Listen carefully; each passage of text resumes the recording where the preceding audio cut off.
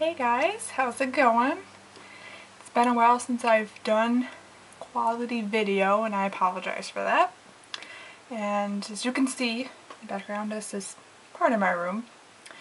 And you can kind of see the Hello Kitty poster. I'm kind of obsessed with Hello Kitty right now.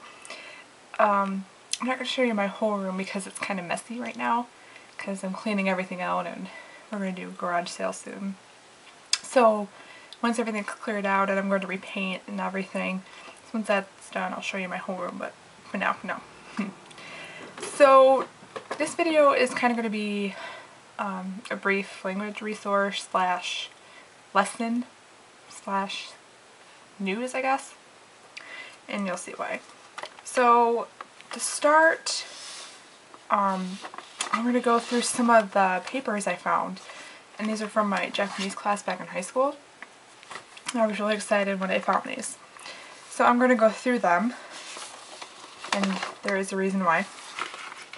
So to start off, it's like a comic, kind of, I guess. And it's about tensei.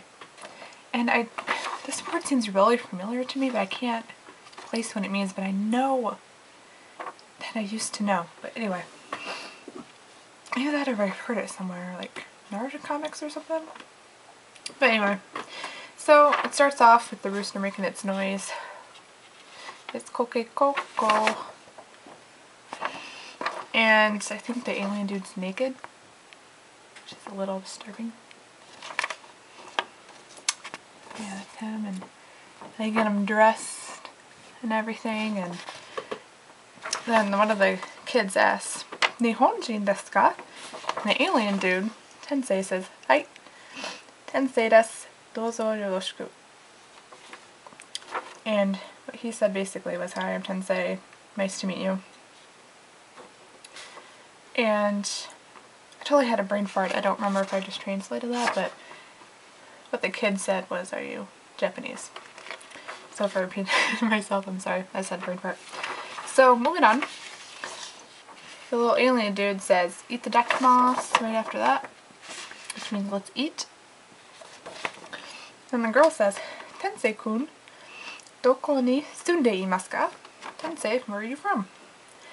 And then he says, "Uchu ni sunde imasu." That means kind of universe type thing, kind of. I'm not sure quite what that word means, but I know it's something like that. And she says, "Ah, so desu ka?" And she's thinking train station, like he travels, kind of, I guess. And then they all say together, "Gochiso-sama," which is what you say after you get done eating. And then all the kids say, "Itte kimasu," and the mom says, "Itte irashai," which means come back soon. And they said, "Oh, I'll be back soon." And then she says, "Oh, come on soon." And then she says, "Ah, obento," which I'm guessing kind of means, "Oh, don't forget your lunches." And they say, "Arigato." And then the very last thing it says, "Uchu, 2 kilometers." So I'm guessing that kind of means something like 2 kilometers to outer space or wherever Tensei's from. Anyway, here's that comic. I just thought that was kind of funny. And I also found a crossword puzzle. And it has the Japanese version. You have to write it in English. And if you can hear that outside, I'm sorry. There's 5 dogs in here walking around. We have the hardwood floors. So there's words like Nihonjin and then Wabango, telephone number and all that. And down here it gives you like the kanji for the numbers. Oh, and something I just remembered that I forgot to mention before I started this video. I have really crappy internet here now. I only get like 1.5 megabytes per second if I'm lucky. So I'm trying to like hurry because I don't want to upload a 15-minute video because that would take like 10 hours to upload. So, moving on. This is one that gives you a character. Like this one's Ba. And then you have to put it into the blank space. And it says Ikebana, which means Japanese art flower arranging, I guess. Because that's what my notes say.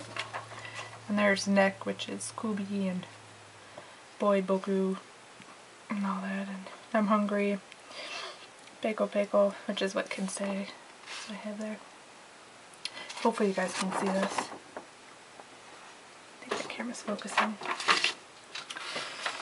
And then this one's kind of the same. It gives you the character and you just have to write it in again. A little bit different format, but same concept, like kaeru, just frog, and face, cow, kimono, traditional Japanese clothing, and all that great stuff. This last one here is a letter, and it says Ken-kun. The girl that's writing this is addressing this to Ken. She says, "Watashi wa Sasaki Eriko desu," which means, "My name is Sasaki Eriko. Nihonjin desu. I am Japanese. Osaka ni sunde imasu." Sorry, there's no comma on that. And that means I'm from Osaka. Ken-kun wa Australia jin desu ka? Are you Australian? Watashi wa 15 歳です. I am 15 years old. Koko ichi nensei desu. I am in first grade of high school, which means freshman. And then she goes on to say, "Suki na komoku wa eigo to ongaku to rekishi desu." Now I'm not sure what komoku means, but basically the sentence kind of means I like English, which is eigo, ongaku, which is music, and rekishi, which is history. Then it says, "Ken-kun wa nansai desu ka?" How old are you? "Nan nensei desu ka?" What grade are you in? And "Suki na komoku wa nan desu ka?" Kind of like, what do you like? That type of thing. And then it says, "ONG matte imasu." I'm waiting for your reply, kind of. Because I just wrote your reply. I'm guessing that's what that means. Don't quite remember. And Sasaki Eriko, which is her name, and then P.S. I like this last sentence. "Dewa bango wa nanman desu ka?" Basically, she's saying, "What's your phone number?" You can kind of see that. It's kind of focusing on that. And as you can see, like, I think this was towards the beginning of when I started, and when I did that, I used to write everything in Romanji, which is kind of like English letters, over some of the stuff. Because I wasn't very good at hiragana in the beginning, and so I would write it out, so I'd be able to read it better. So that's it, and if you're wondering why I showed you guys, it's because I think these are great resources for learning. You know, if you're seeing it, you're reading it, and you're writing it, I think it's going to help you remember more. So I'm thinking that I'm going to look online, see if I can find sheets like this. I don't know where my teacher got them from. Probably had like a big book of stuff. Because he's been teaching that class for a while. So I'm going to see what I can find, and if you want to look and you find something, just leave a comment so we all know. I think it's a great way to learn. You know, seeing the character and seeing the picture and then writing it out. I think it's really going to help you memorize stuff better. So that's a little brief resource language lesson.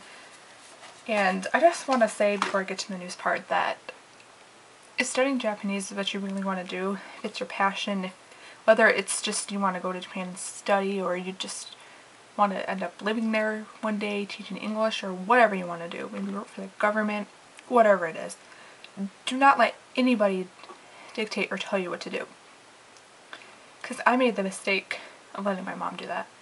And for a year, my first year in college, I did a program that I didn't like. She wanted me to go into a physical therapist assistant, so I spent a whole year wasting my time. And now granted, I did get some of my general education classes done, but I got a little bit into the PTA stuff, and I hated it. And I knew that I couldn't finish. I wasn't going to make it into the program because I wasn't passionate about it, I wasn't really studying that well. And so I switched to human service, which is what I really wanted to do at Baker. And so I'm finished with that now. But I wasted like a year of college. And while I really wanted to do human service, I should have gone to a college where it had human service classes and Japanese classes, because that's what I'm trying to do now. But the thing is, U of M Flint doesn't offer Japanese classes. as a minor or a major. They just have 4 classes and then you can study abroad. But basically my point is just do what you want to do. If you're passionate about this, don't let anybody stop you, even your parents, because my parents do not support it at all. And I'm going to do it because I want to. Now be careful of your resources as well, because the economy is crappy, and you know, with financial aid being cut and everything, just make sure that you're not going to be in debt afterwards, which is why I'm going to have to put it on hold for a couple of years to save up as much money as possible, because basically I've been having to take out a lot of loans because the governor of Michigan cut my aid. I don't get any funding from the state anymore. I just get the federal Pell Grant. And so I've had to take out a lot in loans, and I wanted to keep it at $25,000, but I'm like at $10,000 now plus. So it's getting up there pretty fast, and I have 4 years left to go. And since the Pell Grant is only 6 years now, there's going to be a year where I'm not going to get that. So if the person I want gets into office, and I'm not going to say who because I want to keep the political stuff off my page, but if the person I want gets into office, it's not going to be that big of a deal for me because he's going to lower the interest rate on the loans from 15 to 10%, and then it goes by your income. So once you get out of school and you get a job, and you're going to make the payments based on how much you make, not how much you owe. And you do that over a course of 20 years and you're done. The other person wants to jack up the interest rates and cut aid. And if you really want to know who I'm voting for, you can add me on Facebook. I'll put the link down in the description box. Just leave a message like, hey, it's our YouTube video, I see who you're voting for, and I'll add you as a friend, but you're probably really not that interested, but it's a big deal. A lot's riding on who's getting into office. I won't even be able to probably finish my bachelor's in social work if the person I don't want gets into office, because I'm already low on 8 already. So, I think that's all I was going to say. You know, I just, again, want to stress how important it is that you do what you want to do. And you do whatever you need to make that happen. As soon as I get a job, I'm saving every single penny I can to fund as much of it as possible. And I'm going to go whether it's through school or not. I'm going to go. And which one it is remains to be seen. So, either way I'm going. I'm thinking right now it's probably just cheaper to just go myself. But I really want to have a handle on Japanese because I don't want to go to a foreign country where I can't really understand everybody that well and can't read everything very well. I want to be able to read and understand and communicate with people. So, yeah, I think that's all for this video. Hopefully I'll have another one for you guys soon because everything's kind of calmed down now. Everything's not hectic now. I'm not moving stuff in, helping my grandma move, and my cousin was in the hospital. He was only a couple weeks old. So everything's kind of calming down now, and I don't start school till January now. So hopefully with everything calming down I'll be able to crank out some more videos. So look forward to those soon, guys, and I'll talk to you guys later. Not today.